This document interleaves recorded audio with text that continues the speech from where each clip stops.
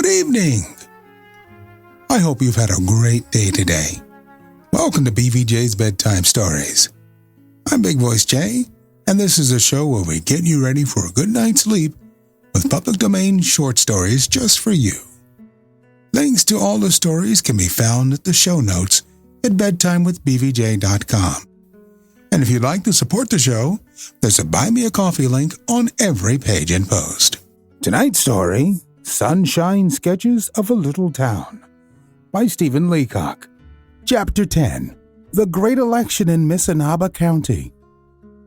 Don't ask me what election it was, whether Dominion or provincial or imperial or universal, for I scarcely know. It must, of course, have been going on in other parts of the country as well, but I saw it all from Missinaba County, which, but the town of Mariposa was, of course, the storm center and focus point of the whole turmoil.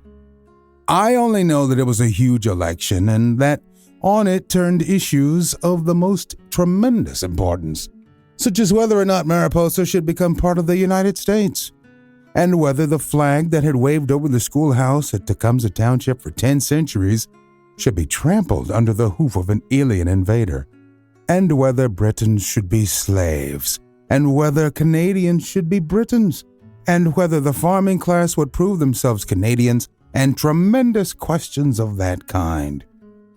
And there was such a roar and a tumult to it, and such a waving of flags and beating of drums and flaring of torchlights, that such parts of the election as may have been going on elsewhere than in Missinaba County must have been quite unimportant and didn't really matter. Now that it is all over, we can look back at it with heat or passion. We can see, it's plain enough now, that in the great election Canada saved the British Empire, and that Missinaba saved Canada, and that the vote of the third concession of Tecumseh Township saved Missinaba County. And that those of us who carried the third concession, well, there's no need to push it further. We prefer to be modest about it. If we still speak of it, it is only quietly and simply and not more than 3 or 4 times a day. But you can't understand the election at all, and the conventions and the campaigns and the nominations and the balloting, unless you first appreciate the peculiar complexion of politics in Mariposa. Let me begin at the beginning. Everybody in Mariposa is either a liberal or conservative, or else is both. Some of the people are or have been liberals or conservatives all their lives and are called dyed-in-the-wool grits or old-time Tories and things of that sort. These people get from long training such a swift, penetrating insight into national issues that they can decide the most complicated question in 4 seconds. In fact, just as soon as they grab the city papers out of the morning mail, they know the whole solution of any problem you can put to them. There are other people whose aim it is to be broad-minded and judicious and who also vote liberal or conservative according to their judgment of the questions of the day. If their judgment of these questions tells them that there is something in it for them in voting liberal, then they do so. But if not, they refuse to be the slaves of a party or the henchmen of any political leader, so that anybody looking for henches has got to step away from them. But the one thing that nobody is allowed to do in Mariposa is to have no politics. Of course, there are always some people whose circumstances compel them to say that they have no politics, but that is easily understood. Take the case of Trelawney, the postmaster. Long ago, he was a letter carrier under the old Mackenzie government, and later he was a letter sorter under the old MacDonald government, and after that a letter stamper under the old Tupper government, and so on. Trelawney always says that he has no politics, but the truth is that he has too many. So too with the clergy in Mariposa. They have no politics, absolutely none. Yet Dean Drone round election time always announces as his text such a verse as, "Lo, is there not one righteous man in Israel?" Or, "What ho, is it not time for a change?" That is a signal for all the liberal businessmen to get up and leave their pews. Similarly, over at the Presbyterian Church, the minister says that his sacred calling will not allow him to take part in politics, and that his sacred calling prevents him from breathing even a word of harshness against his fellow man. But that when it comes to the elevation of the ungodly unto high places of the Commonwealth, this means, of course, the nomination of the conservative candidate, then he's not going to allow his sacred calling to prevent him from saying just what he thinks of it. And by that time, having pretty well cleared the church of conservatives, he proceeds to show from the scriptures that the ancient Hebrews were liberals to a man, except those who were drowned in the flood or who perished more or less deservedly in the desert. There are, I say, some people who are allowed to claim to have no politics: the office holders and the clergy and the school teachers and the hotel keepers. But beyond them, anybody in Mariposa who says that he has no politics is looked upon as crooked, and people wonder what it is that he is out after. In fact, the whole town and county is a hive of politics, and people who have only witnessed gatherings such as the House of Commons at Westminster and the Senate at Washington, and never seen a conservative convention at Tecumseh Corners or a liberal rally at the concession schoolhouse, don't know what politics means. So you may imagine the excitement in Mariposa when it became known that King George had dissolved the Parliament of Canada and had sent out a writ or command for Missinaba County to elect for him some other person than John Henry Bagshaw, because he no longer had confidence in him.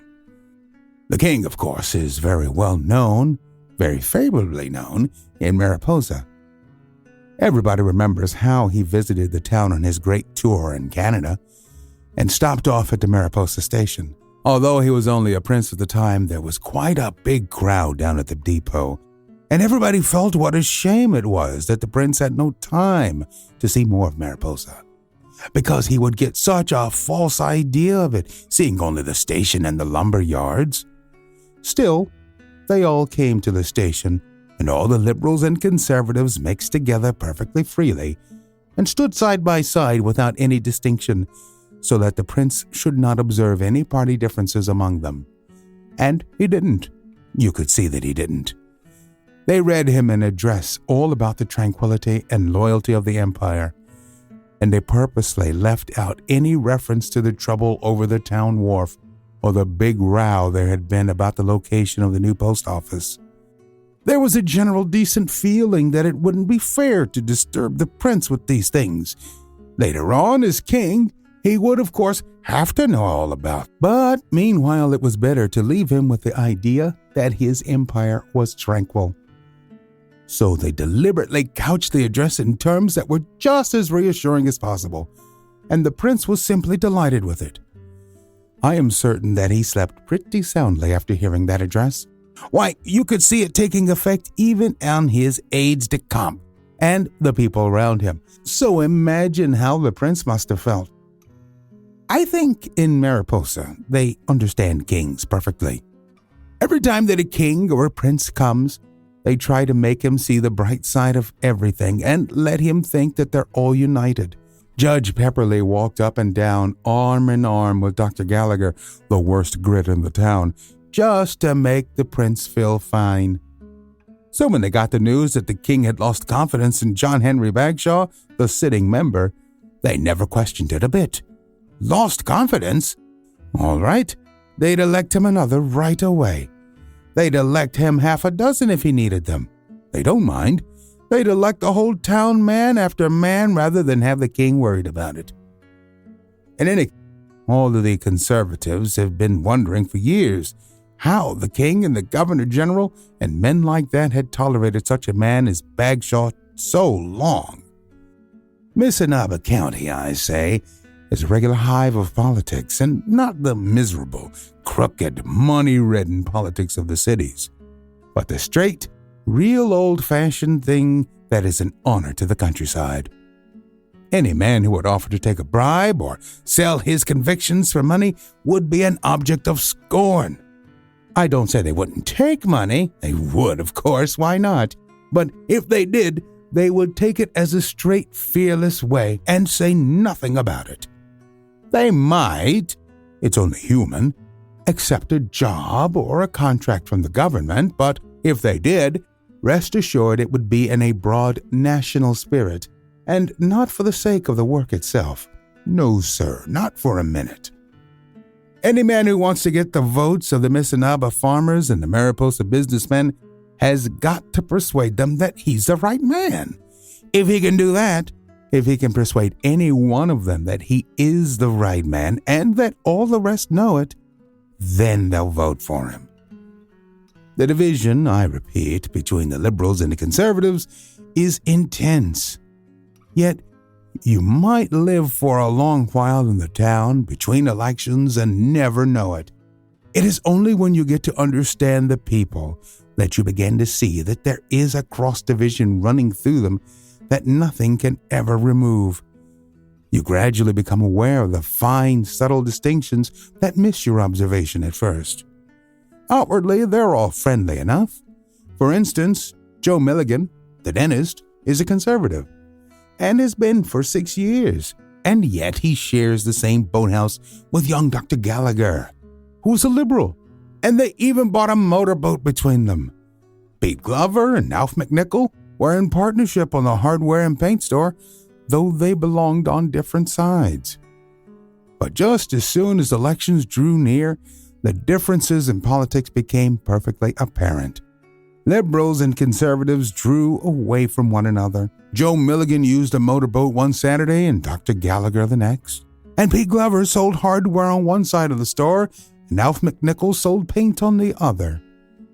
You soon realized, too, that one of the newspapers was conservative and the other was liberal, and that there was a liberal drugstore and a conservative drugstore, and so on.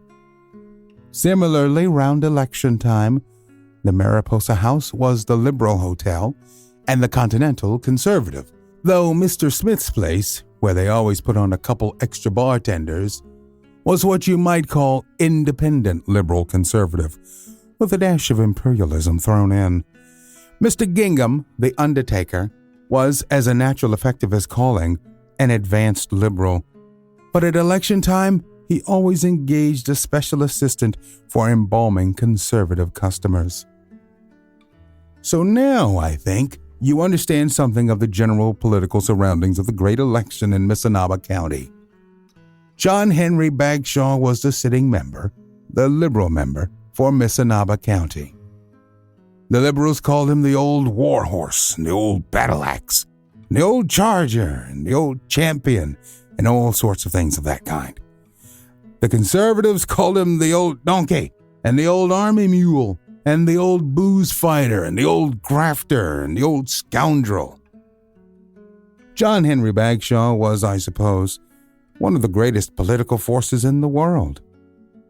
He had flowing white hair, crowned with a fedora hat, and a smooth, statesman-like face, which it cost the country 25 cents a day to shave. Altogether, the Dominion of Canada had spent over $2,000 in shaving that face during the 20 years that Bagshaw had represented Missinaba County, but the result had been well worth it. Bagshaw wore a long political overcoat that it cost the country 20 cents a day to brush, and boots that cost the Dominion 15 cents every morning to shine. But it was money well spent. Bagshaw of Mariposa was one of the most representative men of the age, and it's no wonder that he had been returned for the county for 5 elections running, leaving the conservatives nowhere. Just think how representative he was. He owned 200 acres out on the 3rd concession and kept 2 men working on it all the time to prove that he was a practical farmer. They sent in fat hogs to the Missinaba County Agricultural Exposition and the World's Fair every autumn, and Bagshaw himself stood beside the pig pens with the judges and wore a pair of corduroy breeches and chewed a straw all afternoon. After that, if any farmer thought he was not properly represented in Parliament, it showed that he was not smart. Bagshaw owned a half share in the harness business and a quarter share in the tannery, and that made him a businessman. He paid for a pew in the Presbyterian Church, and that represented religion in Parliament. He attended college for 2 sessions 30 years ago, and that represented education and kept him abreast with modern science, if not ahead of it. He kept a little account in one bank and a big account in the other, so that he was a rich man or a poor man at the same time. Add to that John Henry Bagshaw was perhaps the finest orator in Mariposa. That, of course, is saying a great deal. There are speakers there, lots of them that can talk 2 or 3 hours at a stretch. But the old war horse could beat 'em all. They say that when John Henry Bagshaw got well started, say after a couple hours of talk, he could speak as Pericles or Demosthenes or Cicero never could have spoken. You could tell Bagshaw 100 yards off a member of the House of Commons. He wore a pepper and salt suit to show that he came from a rural constituency, and he wore a broad gold watch chain with dangling seals to show that he also represents a town. You could see from his quiet, low collar and white tie that his electorate were a God-fearing, religious people, while the horseshoe pin that he wore showed that his electorate were not without sporting instincts and knew a horse from a donkey. Most of the time, John Henry Bagshaw had to be at Ottawa, though he preferred the quiet of his farm and always left it, as he said, with a sigh. If he was not in Ottawa, he was in Washington. And of course, at any time they might need him in London, so it was no wonder that he could only be in Mariposa about 2 months of the year. That is why everybody knew, when Bagshaw got off the afternoon train one day early in the spring, that there must be something very important coming, and that the rumors about a new election must be perfectly true. Everything that he did showed this. He gave the baggage man 25 cents to take the check off his trunk, the bus driver 50 cents to drive him up to the main street, and he went into Callahan's tobacco store and bought 2 10-cent cigars and took them across the street and gave them to Mallory Tompkins of the Times-Herald as a present from the Prime Minister. All that afternoon, Bagshaw went up and down the main street of Mariposa, and you could see, if you knew the signs of it, that there was politics in the air. He bought nails and putty and glass in the hardware store, a harness in the harness shop, and drugs in the drugstore, and toys in the toy shop, and all the things like that are needed for a big campaign. Then, when he had done all this, he went over with McGinnis, the Liberal organizer, and Mallory Tompkins, the Times-Herald man, and Gingham, the great independent Liberal undertaker, to the back parlor in the Mariposa house. You could tell from the way John Henry Bagshaw closed the door before he sat down that he was in a pretty serious frame of mind. "Gentlemen," he said, "this election is a certainty. We're going to have a big fight on our hands, and we've got to get ready for it." "Is it going to be on the tariff?" asked Tompkins. "Yes, gentlemen, I'm afraid it is. The whole thing is going to turn on the tariff question. I wish it were otherwise. I think it madness, but they're bent on it, and we've got to fight it on that line. Why they can't fight it merely on the question of graft," continued the old war horse, rising from his seat and walking up and down, "heaven only knows. I warned them. I appealed to them. I said, fight the thing on graft and we can win easily. Take this constituency. Why not have fought the thing out on whether I spent too much money on the town wharf or the post office? What better issues could a man want? Let them claim that I am crooked and let me claim that I'm not. Surely that was good enough without dragging in the tariff. But now, gentlemen, tell me about things in the constituency. Is there any talk yet of who is to run?" Mallory Tompkins lighted up the second of his Prime Minister's cigars and then answered for the group. "Everybody says that Edward Drone is going to run." "Ah," said the old war horse, and there was joy upon his face. "Is he?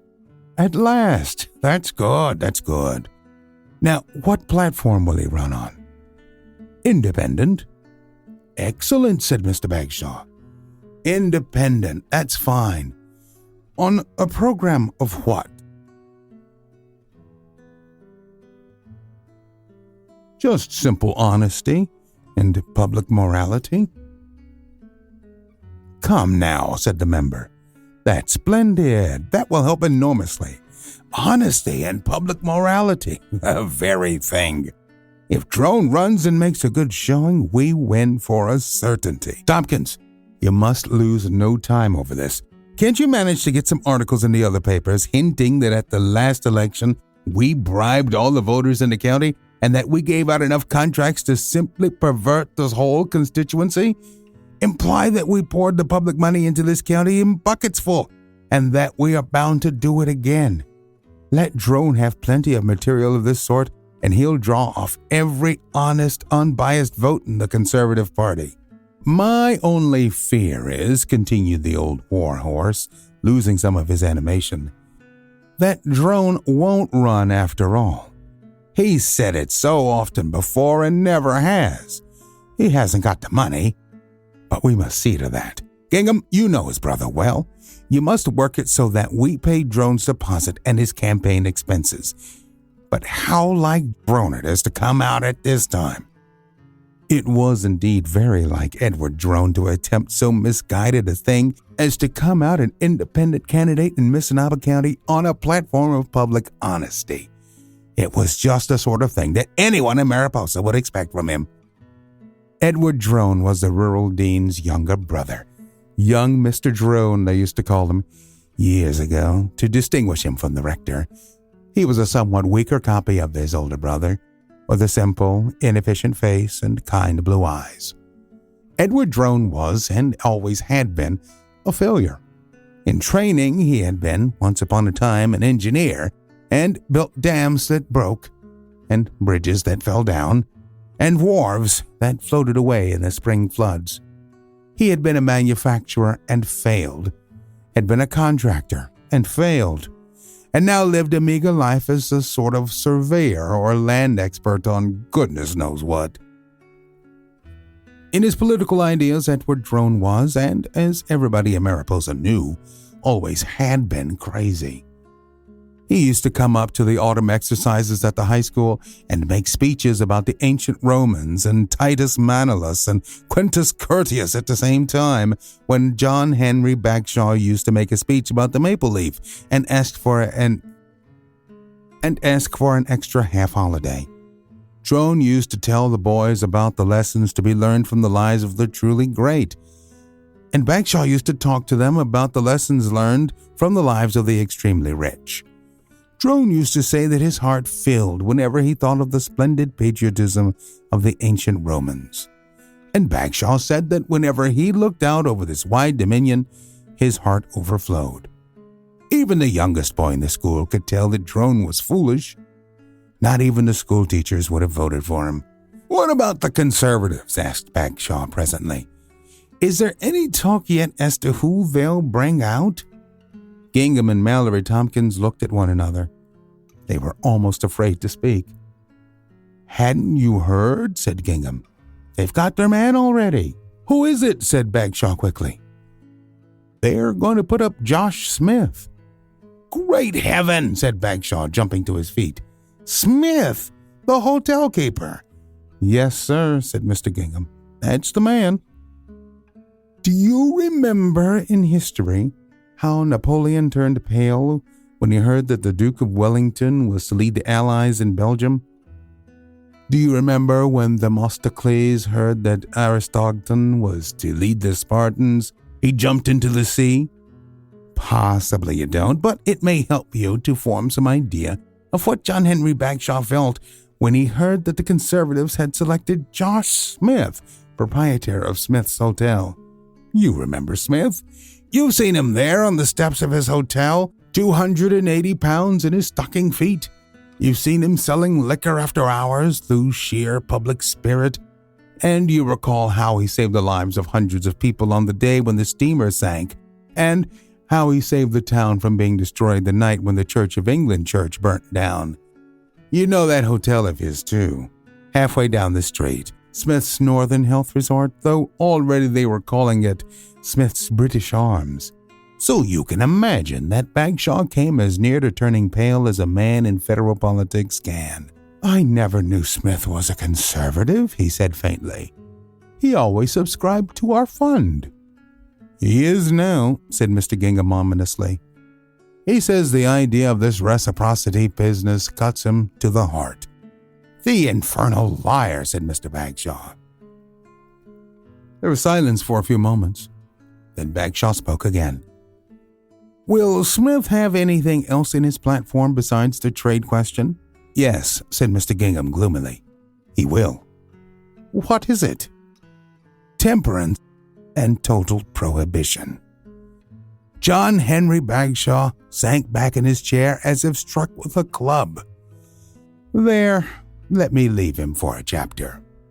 We are always on the hunt for great stories like these to feature on the show. Send your suggestions to bigvoicej@gmail.com. We've got a YouTube channel full of stories from the show. Go to tiny.cc/BVJ Bedtime. Remember to leave a review on Apple Podcasts. It helps to spread the word that we're putting people to sleep every single night. And if you find value in the show, there's a Buy Me a Coffee link on every post. We have over 360 episodes. Be sure to check them all out at bedtimewithbv.com. Thank you so much for listening. Good night. Diamond Club hopes you have enjoyed this program.